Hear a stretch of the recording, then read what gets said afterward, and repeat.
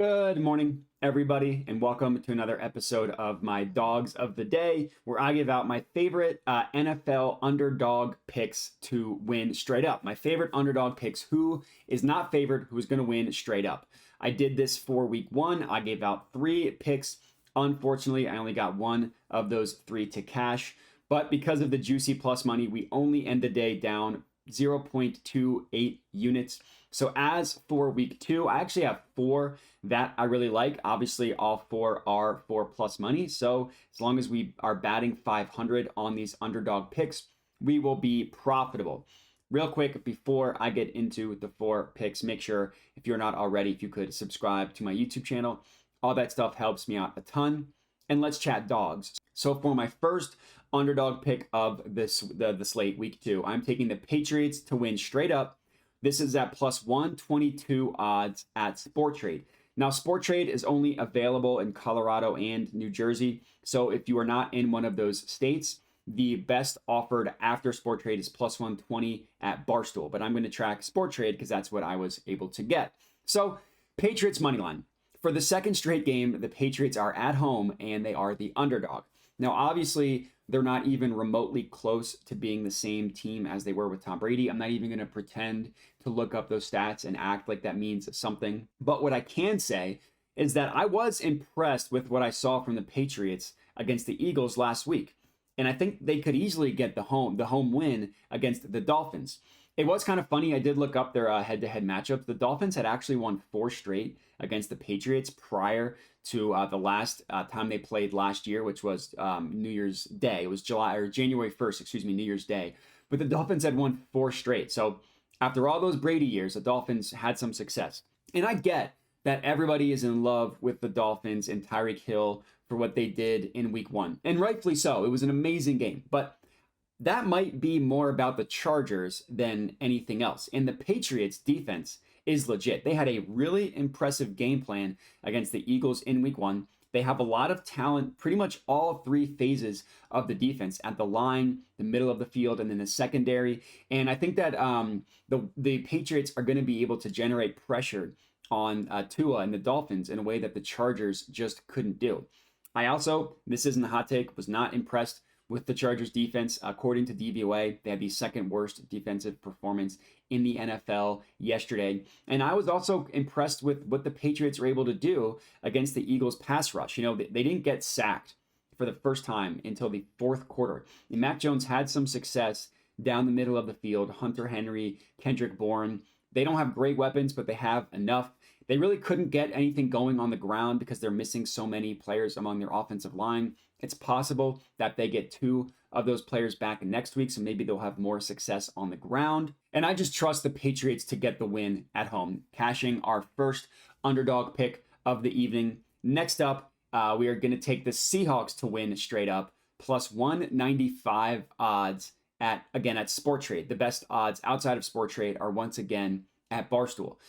Now, you can call me stubborn, you can roast me, you can call me names, do whatever you want to do. I am dying with the ship being high on Seattle and being low on the Lions. Now, let me be clear. The Lions should be happy with winning in Kansas City in week 1. They beat the defending Super Bowl champions, NFL opening night in Kansas City. I'm not going to take anything away from their fans, telling them that they shouldn't be excited.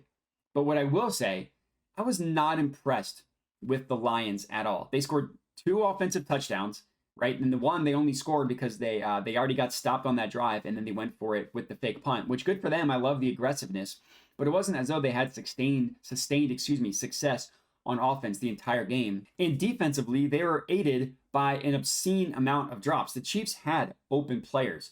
Kadarius Toney obviously had the most egregious examples of a bunch of drops, especially the one that turned into a pick 6. If that doesn't happen, the Chiefs probably win. Everything's different. And that was nothing the Lions did to earn that play. It hit Kadarius Toney right in the hands, went through them, went right to the defender who just waltzed in for a touchdown. So even with people talking about how impressed they were with the Lions defense, DVOA gives them the 24th best defense, according, again, obviously looking at DVOA in week 1. Now, advanced stats are always wonky, but it wasn't as though the advanced analytics saw the Lions' defensive performance against the Chiefs and were that impressive. So I'm not necessarily buying the Lions. I'm also not ready to count out Seattle. In general, week ones are always wonky. And one of my favorite parts about the NFL is the week one overreaction. You know, what happened in week one that people assume is going to happen week over week. And this is my favorite example of a week one overreaction. The line at plus 195 is just simply too high, in my opinion. I know that the Seahawks are on the road and they're traveling to Detroit. It's not that far, you know, it's not like they're going on like the East Coast. And I will, yeah, the Seahawks looked terrible in week one, and they got blown up by two receivers that not a lot of people had heard of. But let's not forget it's also Matt Stafford and Sean McVay. Yes, the Rams had a terrible season last year, but there's a lot of sustained success from both of those players. I think it's easy to forget how good they are because of how bad they were last year. So week one overreaction, this screams week one overreaction to me. I love getting this line at plus 195 as our second pick. Third pick, next up, we're going to go with the Titans to win straight up. Sporttrade is giving this to us at plus 138. And here's where I will overreact to week one. It took me one game to realize that the Chargers are the same old Chargers, and we should not trust them to win on the road in Tennessee, a tough Tennessee team. Last year, and this includes the playoffs, the Chargers were 5-5 on the road. Their 5 wins, Houston, Cleveland, Atlanta, Arizona, and the Colts. Not exactly an impressive stretch of opponents that they won on the road.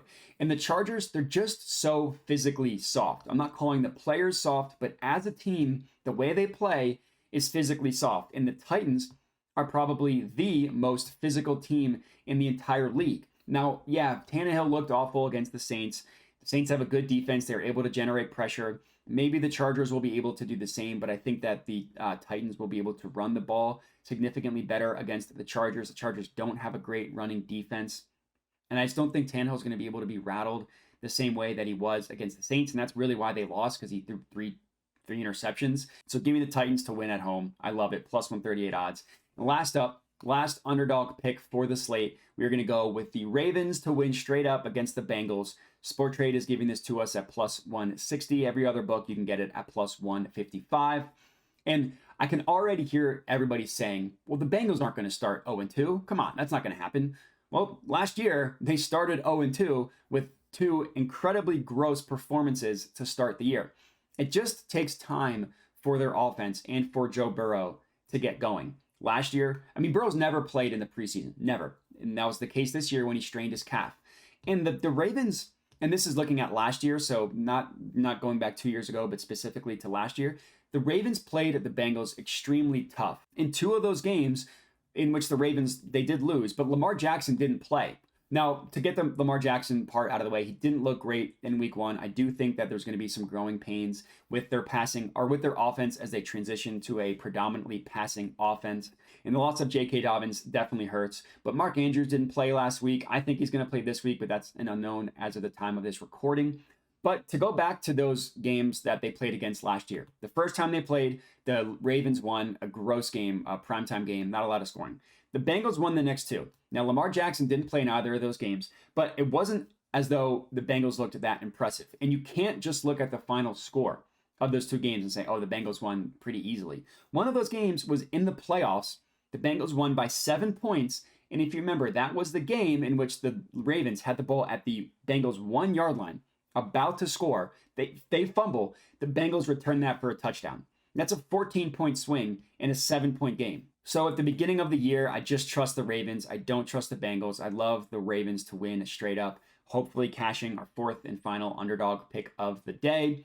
Let's hope that we can at least go 2-2 and make some money. But obviously, we are looking for a 4-0 day. If you're riding, comment and let me know. Other than that, remember to like the video, subscribe, all that good stuff. Thanks for watching, and have a good one.